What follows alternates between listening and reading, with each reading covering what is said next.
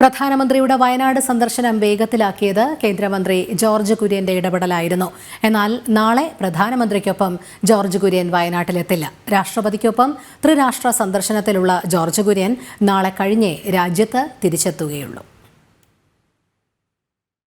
പ്രധാനമന്ത്രിയുടെ ഓഫീസ് നിർദ്ദേശിച്ചതിന്റെ അടിസ്ഥാനത്തിലാണ് കേന്ദ്ര സഹമന്ത്രി ജോർജ് കുര്യൻ വയനാട് ദുരന്തമുഖത്തെത്തിയത്. രക്ഷാപ്രവർത്തനങ്ങൾ ഏകോപിപ്പിക്കുന്നതിനൊപ്പം ദുരന്തത്തിന്റെ വ്യാപ്തി പ്രധാനമന്ത്രിയുടെ ഓഫീസിൽ യഥാസമയം എത്തിച്ച കേന്ദ്ര സർക്കാരിന്റെ ഇടപെടലുകൾ വേഗത്തിലാക്കാനും കേന്ദ്രമന്ത്രി ജോർജ് കുര്യനായി. ഇതാണ് പ്രധാനമന്ത്രിയുടെ വയനാട് സന്ദർശനം വേഗത്തിലാക്കിയത്. മണിക്കൂറുകൾക്കുള്ളിൽ ഇത് പൂർത്തിയാവും. ഇത് പൂർത്തിയായി കഴിഞ്ഞാൽ വാഹനങ്ങൾക്ക് കടന്നു വരാൻ സാധിക്കും.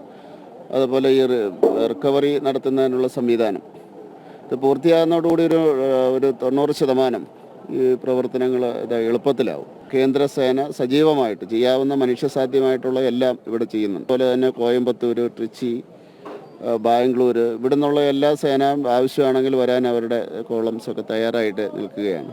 അപ്പം പ്രധാനമന്ത്രി അങ്ങനെയാണ് നിർദ്ദേശം കൊടുത്തിരിക്കുന്നത്. പിന്നെ ഞാൻ വെളുപ്പിനെ തന്നെ. അതേസമയം നാളെ പ്രധാനമന്ത്രിക്കൊപ്പം ജോർജ് കുര്യൻ വയനാട്ടിലെത്തില്ല. ഈസ്റ്റ് ഏഷ്യൻ ഉച്ചകോടിയിലെ ധാരണ പ്രകാരം ഫിജി, ന്യൂസിലാൻഡ്, ടിമോർ ലെസ്റ്റെ എന്നീ രാജ്യങ്ങളുടെ ഭരണത്തലവന്മാർ ക്ഷണിച്ചതിന്റെ അടിസ്ഥാനത്തിൽ രാഷ്ട്രപതി ദ്രൗപദി മുർമുവിനൊപ്പം കേന്ദ്രമന്ത്രി ജോർജ് കുര്യനും വിദേശ സന്ദർശനത്തിലാണ്. നാളെ കഴിഞ്ഞാകും തിരിച്ചെത്തുക. തുടർന്ന് വയനാട്ടിലെ ദുരന്തഭൂമിയിലേക്ക് എത്താനാണ് മന്ത്രിയുടെ തീരുമാനമെന്ന് കേന്ദ്രമന്ത്രിയുടെ ഓഫീസ് വ്യക്തമാക്കി.